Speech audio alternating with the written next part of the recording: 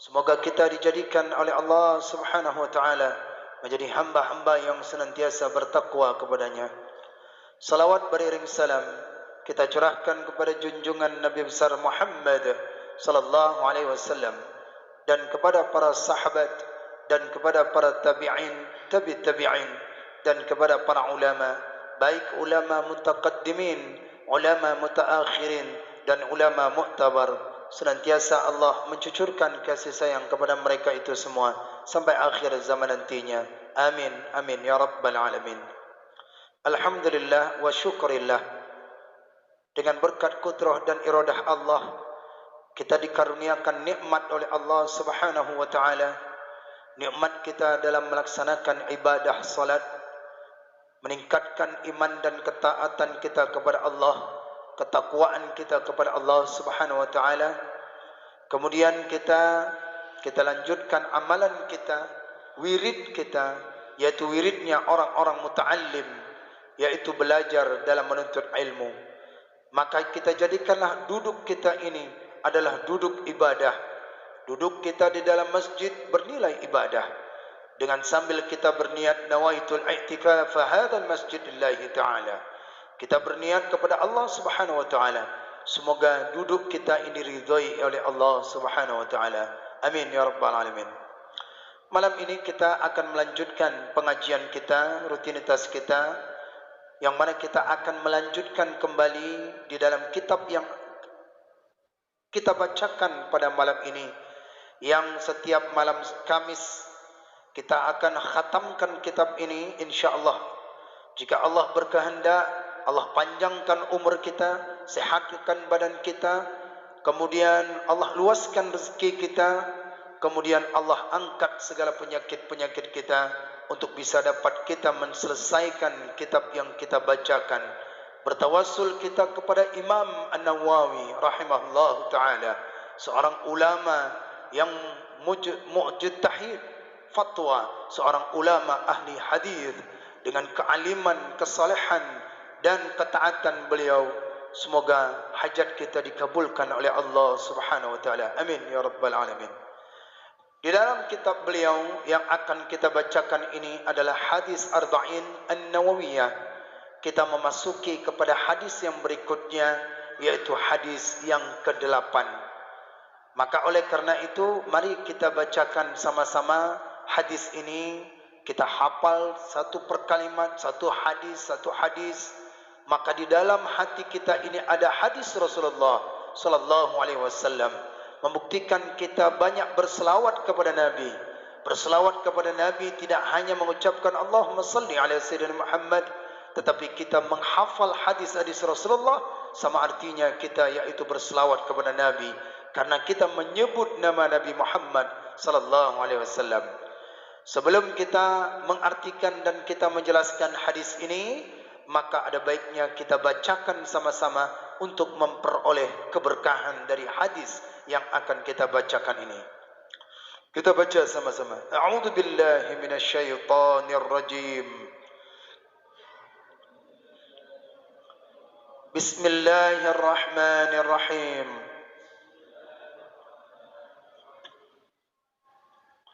Al-hadits ats-tsamin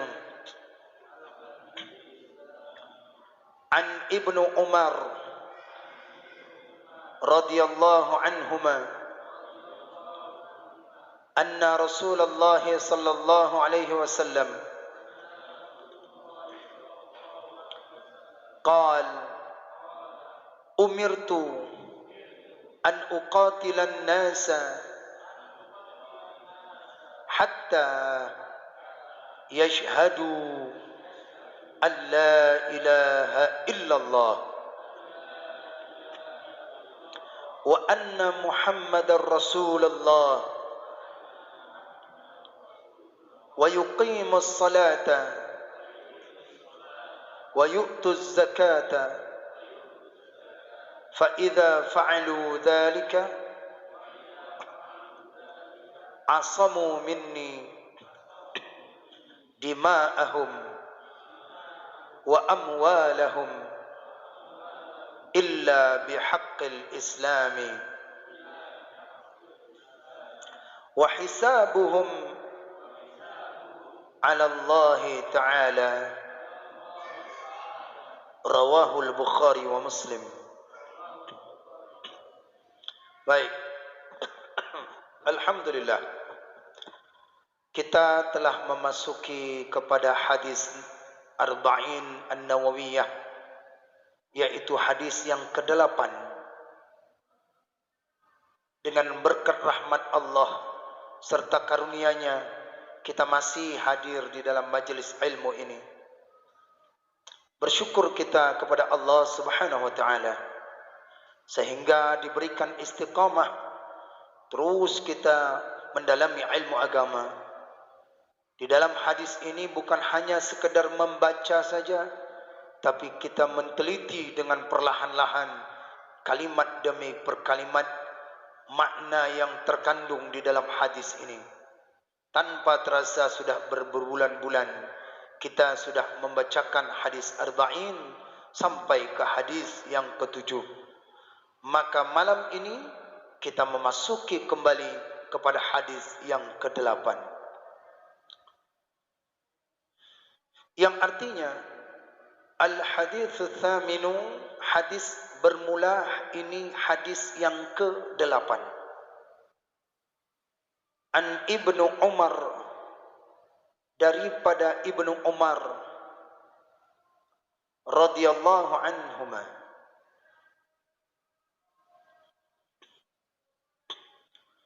anna Rasulullah sallallahu alaihi wasallam,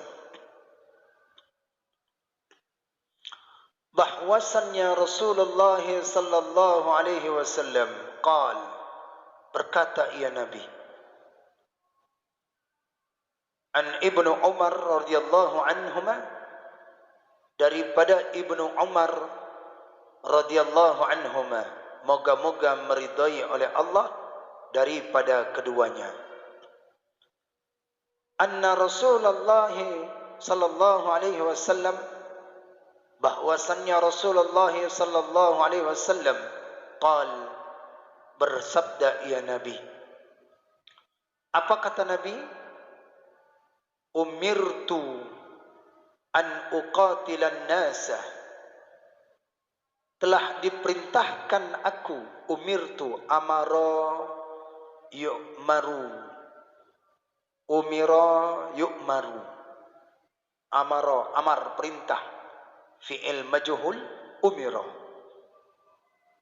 telah diperintahkan aku, an, bahwasannya, bahwa uqatilan nasa, memerangi ia akan manusia. An uqatilan nas, memerangi, diperintahkan ia dimerangi akan manusia. Hatta, sehingga yashhadu,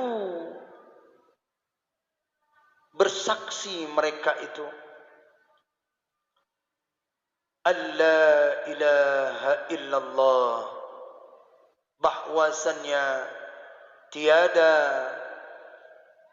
ilah, tiada yang pantas disembah, illallah, melainkan Allah. Hatta, sampai atau hingga, yashhadu, bersaksi mereka itu, manusia-manusia tadi, alla ilaha illallah, bahwasannya la ilaha illallah, tidak ada yang pantas disembah, illallah, melainkan Allah.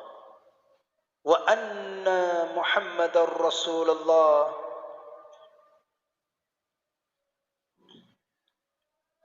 dan bahwasannya Muhammad utusan Allah. Wa yuqimus salata, dan mendirikan mereka itu akan salat, maf'ul objek, as-salata sebagai objek maf'ul.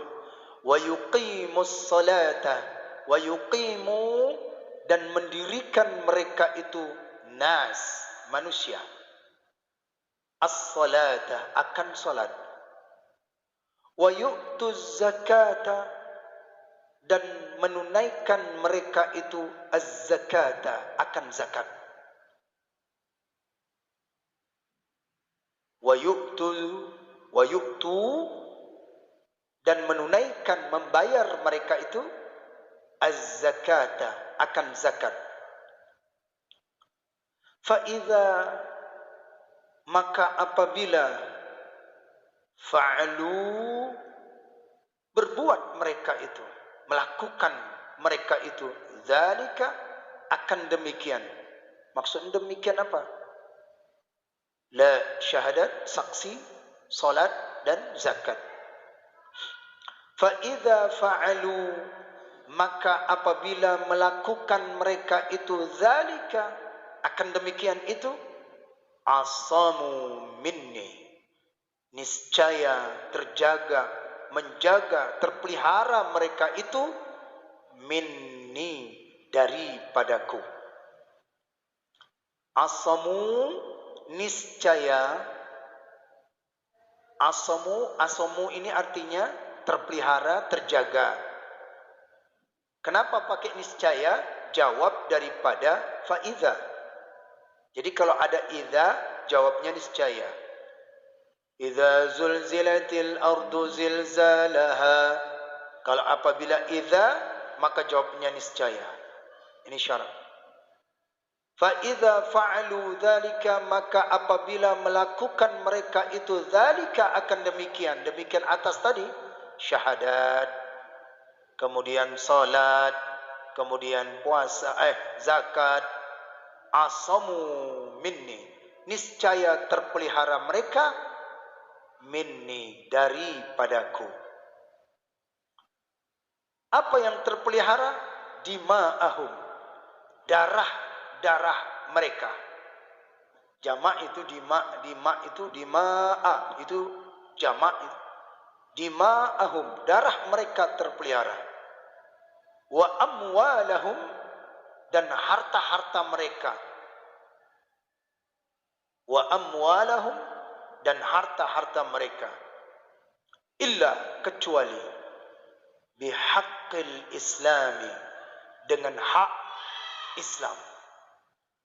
Illa bihaqqil islami, kecuali dengan hak Islam. Wa hisabahum, dan memperhitungkan mereka itu, alallahi ta'ala, atas Allah ta'ala. Rawahul Bukhari wa Muslim. Telah meriwayatkan hadis ini oleh Imam Al-Bukhari dan Muslim, Imam Muslim.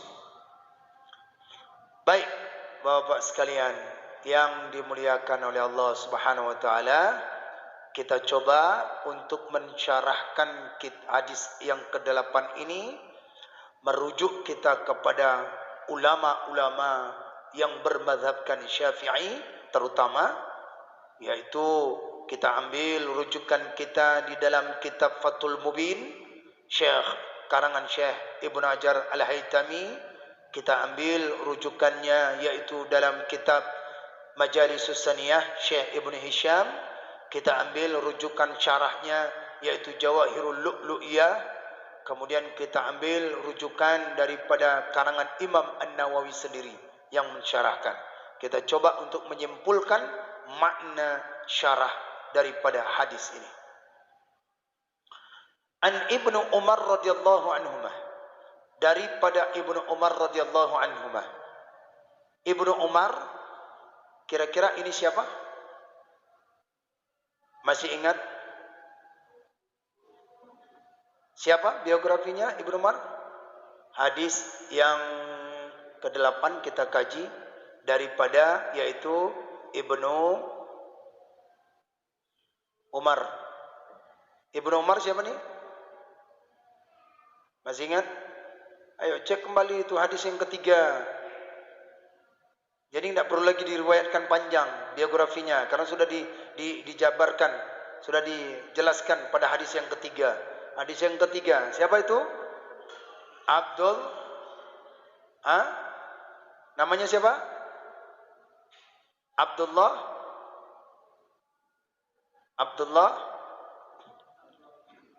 bin Umar. Beliau meriwayatkan hadis berapa? Meriwayatkan hadis 1360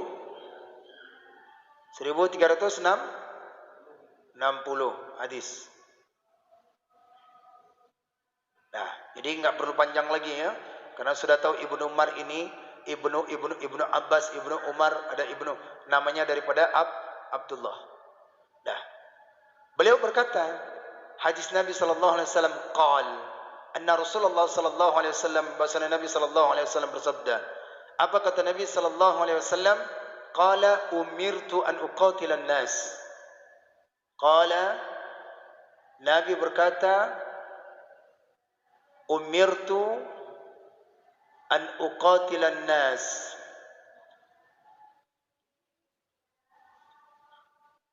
Umirtu an uqatilan nas.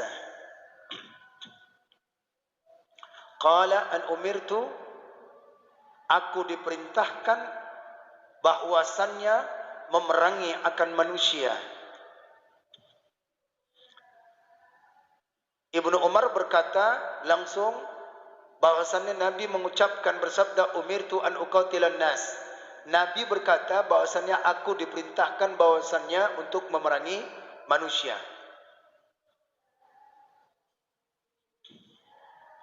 Ada beberapa sahabat-sahabat Nabi sallallahu alaihi wasallam, termasuk salah satu daripada Abdurrahman bin Auf.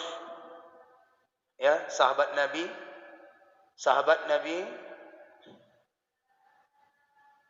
yang bernama Abdurrahman bin Auf. Beliau ini dan sahabat-sahabat yang lainnya dan kawan-kawan yang lainnya, mereka ini setiap kali ketemu dengan orang-orang yang musyrikin, mereka ini ketemu dengan orang-orang Yahudi, mereka ini selalu diganggu dan dihinakan. Maka merekalah jadi bulanan-bulanan orang-orang kaum Quraisy, kaum musyrikin. Maka sahabat Nabi sallallahu alaihi wasallam, beliau mengeluh kepada baginda Rasulullah. Langsung berkata kepada Rasulullah,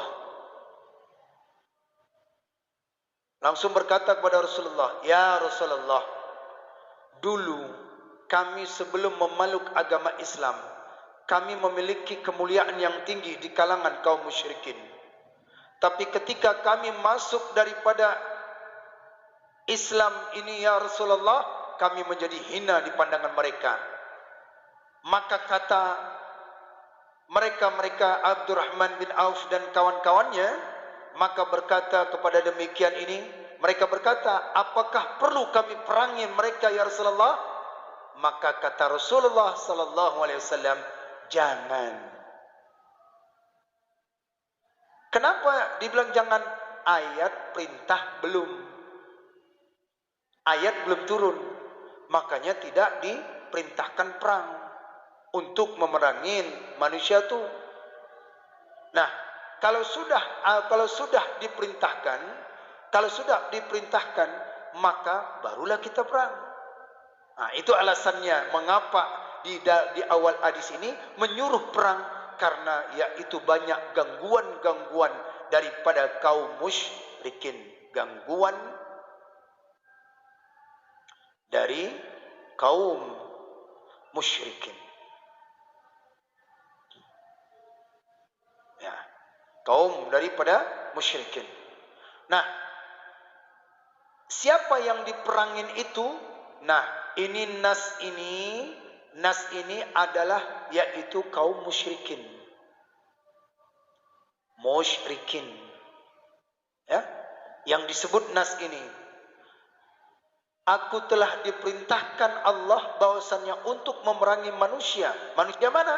Kaum musyrikin. Diperangin. Nah, manusia ini ada yang mengatakan bahwasannya yaitu kaum musyrikin yang menyembah berhala. Mereka tentunya bukan ahlu kitab. Nah, yang dimaksud ini adalah bukan ahlu kitab yang diperangi. Bukan ahlu kitab yang diperangi, tapi yaitu penyembah berhala. Tapi yang menyembah berhala. Nah, ini dia maksudnya. Umirtu an uqatilan nasa, aku diperintahkan untuk memerangkan daripada manusia. Manusia yang mana? Kaum musyrikin yang mengganggu sahabat-sahabat Nabi ketika mereka itu ibadah. Ya Muhammad, perangin mereka hatta yashhadu, sampai mereka itu satu. Perangin mereka ini ya Muhammad, kamu perangin mereka ini satu, sampai mereka itu bersaksi. Satu, sampai bersaksi mereka itu. Sampai bersaksi. Apa yang saksi mereka? Yaitu mereka bersaksi dengan mengucapkan syahadat. Mengucapkan syahadat. Perangin mereka itu sampai mereka itu melakukan solat.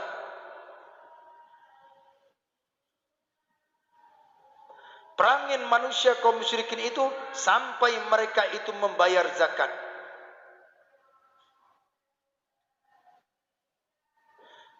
Fa'idha fa'alu dhalika, apabila tiga ini mereka lakukan, niscaya mereka akan terjaga daripadaku. Niscaya mereka akan terpelihara. Mereka akan terpelihara.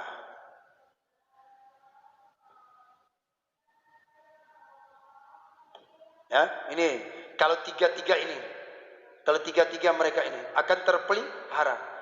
Apa yang terpelihara? Darah, harta dijaga Allah. Ya, ini yang terpelihara. Pertama, darah dijaga Allah, tidak sentuh daripada api neraka. Yang kedua, hartanya, termasuk anaknya. Kalau mereka tiga-tiga ini, yaitu dengan bersaksi, dengan mengucapkan syahadat, melakukan salat dan membayar zakat. Kita akan jelaskan nomor satu.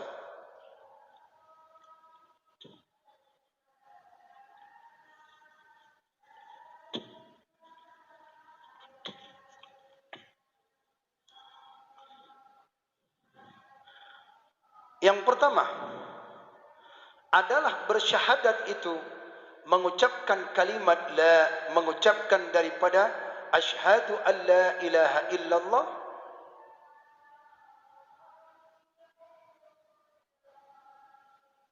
asyhadu an la ilaha illallah wa asyhadu anna Muhammad Rasulullah.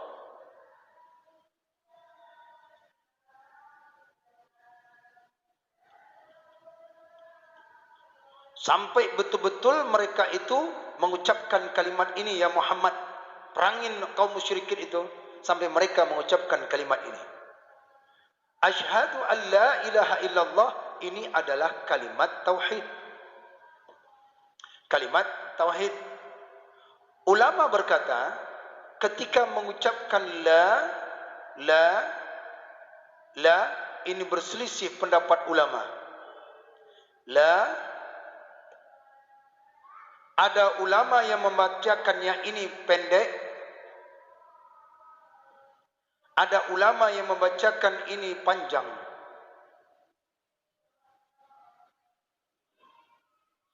Ada yang membacakan la ini pendek, ada yang membacakan la ini panjang. Kemudian yang panjang karena dia huruf la ilaha illallah.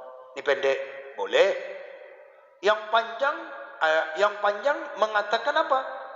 Man qala la ilaha illallah wa maddaha, dan barang siapa yang berkata la ilaha illallah wa maddaha, dan dibacanya ini mad, la ilah, la ilah, maka Allah akan menghapuskan 40.000 dosanya. 40.000 dosa. Orang yang membacakan la ilaha illallah, ini kelebihannya. La man qala la ilaha illallah wa maddaha, dan dimatkannya la-nya itu, maka niscaya diampunkan arba'atun ulufun 40. Wah, 40.000 daripada zambin, daripada dosa-dosa digugurkan oleh Allah. Hanya memanjangkan la ilaha illallah. Jadi boleh baca pendek, tapi kelebihan panjang ada. Maka ulama yang di tengah menengahin ini, menengahkannya dengan membacakan, kadangkala dibaca dengan la, kadangkala dengan baca pendek. Jelas? Ya? Maka huruf la ini, la ilaha illallah. Bagi orang awam, la ini la nafi, artinya la meniadakan. Ilaha ya, ilaha ini la ilaha. La ilaha ini terbagi. La ilaha, tidak ada yang pantas disembah. Pertama disebut dia itu ma'bud, ma'budun, ma'budah. La ma'budah, la ilaha gantinya ma'budah. Tidak ada yang pantas disembah. Ini adalah wiridnya orang awam. Ini adalah wirid orang awam. Kita ni ya, la ma'budah, tidak ada yang pantas disembah. Wirid orang yang di atas awam, orang alim, la maqsudah. Di atas orang awam, ya orang yang pertengahan, orang alim nih. Alim ya. La maqsudah, tidak ada yang dituju. Lafaz laha itu artinya tidak ada yang dituju. Ya. La ilaha, la ma'budah, la maqsudah, dan tidak ada yang pantas dituju. Itu tingkatan ulama. Ya. Yang ketiga yaitu la matlub, dan tidak ada yang dituntut. Maka yaitu disebutlah dia itu dengan daripada tidak ada yang dituntut, hanya kepada Allah Subhanahu wa taala.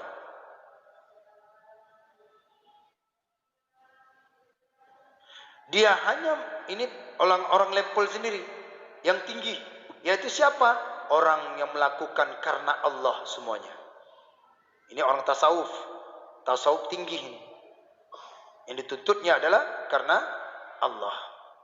Baik. Jadi ya Muhammad, perangin kaum musyrikin itu sampai mereka itu mengucapkan kalimat la ilaha illallah. Perangin mereka. Makanya diperangkan oleh kaum musyrikin sampai-sampai mereka itu bersyahadat. Kalau sudah turun ayat, itu kebanyakan biasanya turun ayat itu malaikat bantu itu. Wah, malaikat bantu. Jadi turunkan ayat itu untuk mengucapkan kalimat la ilaha illallah.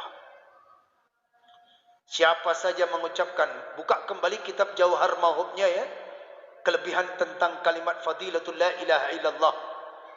Buka kembali itu, ucapkan lidah mengucapkan kalimat la ilaha illallah. Ada faedahnya itu. Faedahnya apa? Tersebut ini terkutip dalam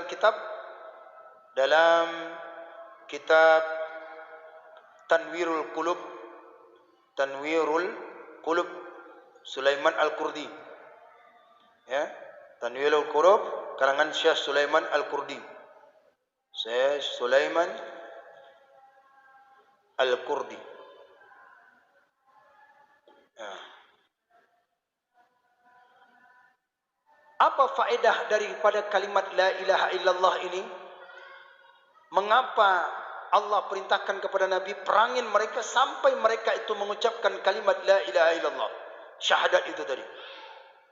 Dalam kitab Usfuriyah, Al-Mawa'idh Usfuriyah, dalam kitab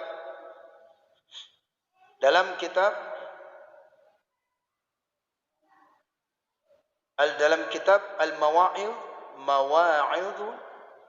Usfuriyah.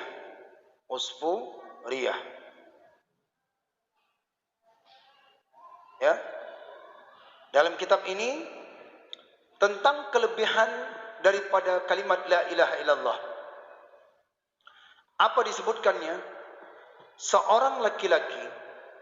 Ada seorang laki-laki yang mana dia itu duduk di padang Arafah.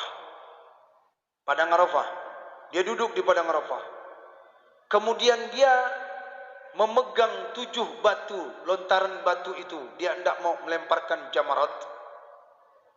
Dia mengadakan lemparan daripada jamarat ula, jamarat wusta dan jamarat aqabah. Dia lemparkan itu. Setelah dia lemparkan, dalam kitab itu Usfuriyah, ini bahan-bahan dakwahnya para mubaligh ini. Kitab ini tipis kitabnya, tapi sudah diterjemahkan itu. Sudah diterjemahkan. Al-Mawa'idhul Usfuriyah. Usfuriyah itu tahu, Usfuriyah itu artinya burung pipit. Jadi nasihat seperti burung pipit, sedikit tapi bermakna. Nah, jadi kan di dalam seorang laki-laki itu setelah dia melemparkan jamarat, dia mimpi tertidur. Saat dia tertidur malaikat datang. Dan malaikat itu datang menyeret laki-laki tadi. Diseret laki-laki tadi itu yang sedang berada di padang Arafah, diseret dia. Nah, ketika diseret, laki-laki itu hendak dibawakan ke neraka. Dibawakan, Pak, di neraka. Naudzubillah. Bayangkan, orang yang di haji, orang yang dia itu di padang Arafah, mimpi setelahnya itu mau melemparkan jamrat, batu kerikil itu, maka yaitu laki-laki ini mimpi diseret oleh malaikat untuk dibawa ke neraka. Itu mimpi. Saat dia diseret laki-laki ini, ar-rijal namanya laki-laki, dia serijal, seorang laki-laki, diseret ke dalam neraka. Saat itu dimasukkan ke dalam neraka, maka pintu neraka tertutup. Mau masukkan ke dalam neraka, laki-laki ini tidak dimasukkan, pintu neraka tertutup. Tahu kenapa tertutup pintu neraka? Yaitu tertutup dengan batu. Tertutup dengan batu. Diangkat oleh malaikat tak bisa. Digeser tak bisa. Diapakan tak bisa. Waduh. Mengadulah malaikat semua. Ya Allah, ini batu kok ada di depan pintu neraka. Ini apa gerangan ini? Ini makhluk ini mau masukkan ke dalam neraka. Jadi karena dia ada batu ini, tidak bisa lah digeserkan oleh malaikat-malaikat. Saat itu kata para malaikat ini, ya Allah, Engkaulah yang tahu ya Allah, apa amalan daripada laki-laki ini. Maka kata Allah Subhanahu wa taala, Saat dia itu melempar jumrah, dia bersaksi di depan di situ. Maka dia bersaksi untuk dengan asbab melempar jumrah itu, yaitu menutupi daripada api neraka. Jadi yang melempar jumrah itu bukannya main-main, dapat bisa menutupi daripada pintu api neraka, sehingga malaikat-malaikat tidak dapat mengangkat batu itu saking beratnya. Karena saat dia, makanya kita melemparnya itu bukan lempar-lempar aja. Bismillah, ya Allahu Akbar, Allahu Akbar, Allahu Akbar, dilempar. Yang kena itu untuk menghilangkan dari, terjegatkan kita daripada pintu api neraka. Kalau begitu, tak bisa kalian angkat, bawa laki-laki itu kembali, bawa laki-laki itu ke surga. Dibawalah laki-laki itu, padahal dia masih dalam mimpi. Dibawa laki-laki itu ke dalam surga. Saat dibawa ke dalam surga, pintu terkunci, tak terbuka, pintu terkunci. Saat itu terkunci, saat pintu surga terkunci, maka malaikat itu tak bisa buka. Ternyata laki-laki inilah yang membukakannya. Apa yang dibukakannya? Dia mengucapkan kalimat La ilaha illallah, La ilaha illallah. Maka dengan kalimat tauhid La ilaha illallah, maka surga menjadi terbuka untuk dia. Pintu neraka tak bisa masuk karena ada batu. Surga terkunci, dia yang bisa buka. Kalimat La ilaha illallah. Jadi ulama ada yang berpendapat lanya itu pendek. Kenapa? Karena waktu nanti mati, kalau dia mati, maka dibaca dia itu kalimat lanya pendek. Man akhiru kalami la ilaha illallah dakhala jannah. Barang siapa yang di akhir kalamnya itu mengucap kalimat la ilaha illallah, maka niscaya dia akan masuk surga. Maka lanya dipendekkan. Kalau lanya dipanjang, kata yang pendapat pendek, nanti takut dia mengucapkan la ilaha illallah. Kalau lanya dipanjangnya la ilaha, mati dia langsung. Maka enggak boleh katanya. Jadi disitulah ulama berpendapat, yaitu boleh di jalan tengahnya. Kalau ada orang yang ketika sakaratul mautnya, ya, muhdar, dia mati, jangan seorang yang di sampingnya itu mengatakan kepada orang yang sedang mati, kul, katakan, ayo cepat, katakan la ilaha illallah. Jangan. Tugas orang yang di sampingnya itu hanya mengatakan la ilaha illallah. Itu aja, ulang la ilaha illallah. Jangan disebut ayo bu, ayo ayah, ayo kak, ayo ucapkan la ilaha illallah. Tidak diwajibkan, tidak sunatkan itu. Maka ketika seorang itu mengucapkan kalimat la ilaha, mati dia. Tidak ada Tuhan katanya. Apakah dia kafir? Tidak. Dia mengucapkan la ilaha illallah, tapi hatinya mengucapkan Allah. Maka berkata boleh, enggak masalah. Yang penting hati. Lisannya udah enggak bisa lagi, udah kaku. Maka disinilah hatinya la ilaha illallah. Gerakan hatinya. Jadi laki-laki inilah karena amalannya mengucap kalimat la ilaha illallah, maka pintu neraka tertutup, terbukalah pintu surga.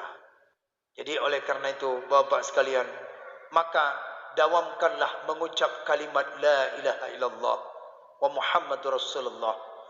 Ucapkan terus dalam hati kita, ucapkan terus dalam lisan kita. Siapa tahu itulah akhir hayat kita ketika kita mengucapkan kalimat la ilaha illallah. Ajari mereka itu ya Muhammad, sampai mereka itu, perangin mereka itu, sampai mereka itu bersaksi bahwasannya tidak ada yang pantas disembah hanya melainkan Allah semata-mata. Baik, Bapak Ibu-ibu sekalian yang dimuliakan oleh Allah Subhanahu wa taala, itulah hadis yang ke-8 yang disampaikan oleh baginda Rasulullah sallallahu alaihi wasallam. Maka apa yang kedua adalah melakukan salat, dan yang ketiga membayar zakat. Insyaallah minggu depan kita akan lanjutkan kembali, yaitu tentang dua kalimat ini. Pertama, dengan harus ditegakkan perang, bila perlu perang memang membela agama gitu.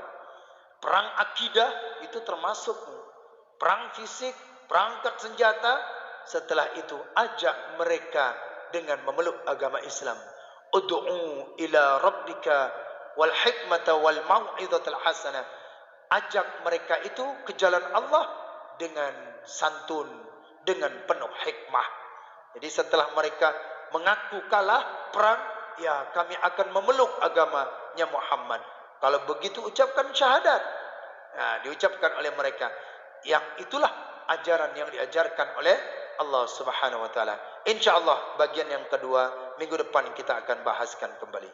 Wallahu a'lam bissawab. A'udzu billahi minasyaitonir rajim. Bismillahirrahmanirrahim. Alhamdulillahi rabbil alamin.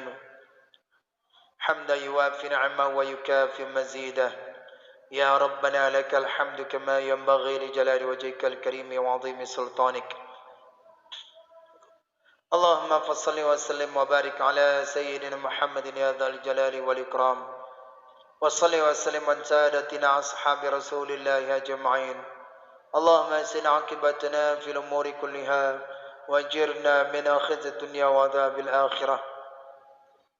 Allahumma inna nas'aluka ridhaka wal jannah wa na'udzu bika min sakhatika wan nar. Allahumma innaka 'afuwun karimun halimun tuhibbul 'afwa 'anna ya Allah ya Karim. اللهم اختم لنا يا الله بحسن الخاتمة ولا تختم علينا يا الله بسوء الخاتمة. اللهم اغفر لنا ذنوبنا ولوالدينا وارحمهما كما ربيانا صغيرا ولشيخنا ولمشايخنا ولجدنا ولجدتنا ولأجدادنا ولجميع المسلمين والمسلمات والمؤمنين والمؤمنات الأحياء منهم والأموات برحمتك يا أرحم الراحمين. ربنا ظلمنا أنفسنا وإن لم تغفر لنا وترحمنا لنكونن من الخاسرين. ربنا آتنا في الدنيا حسنة وفي الآخرة حسنة وقنا عذاب النار.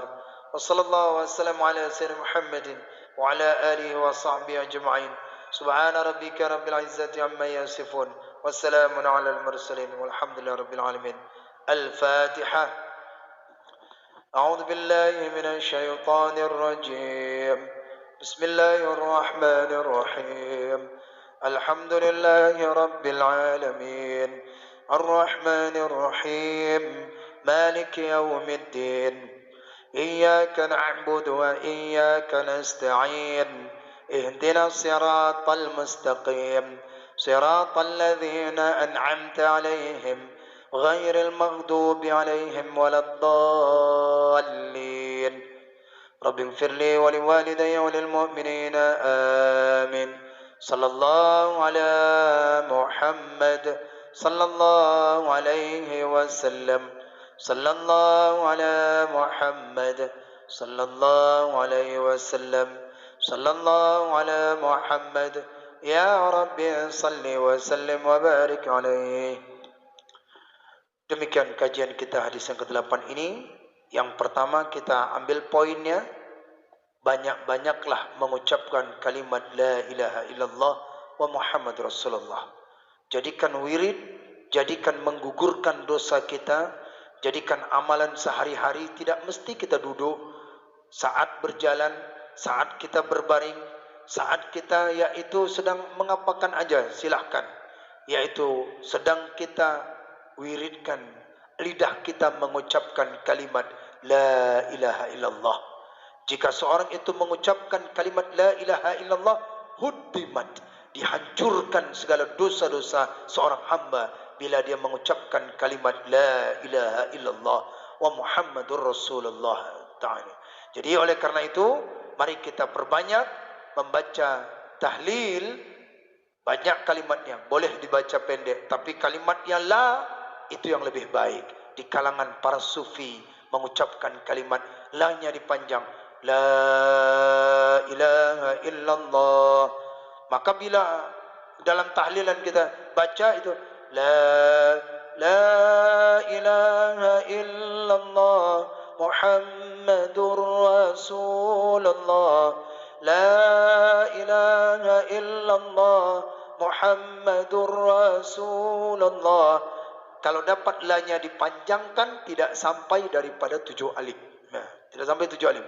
La-nya itu boleh dipanjangkan. Itu lebih mengena di dalam jiwa kita bila kita mengucapkan kalimat la ilaha illallah ta'ala. Baik ibu-ibu sekalian, bapak-bapak yang dimuliakan oleh Allah Subhanahu wa taala, insyaallah kita akan lanjutkan kembali pada minggu depan.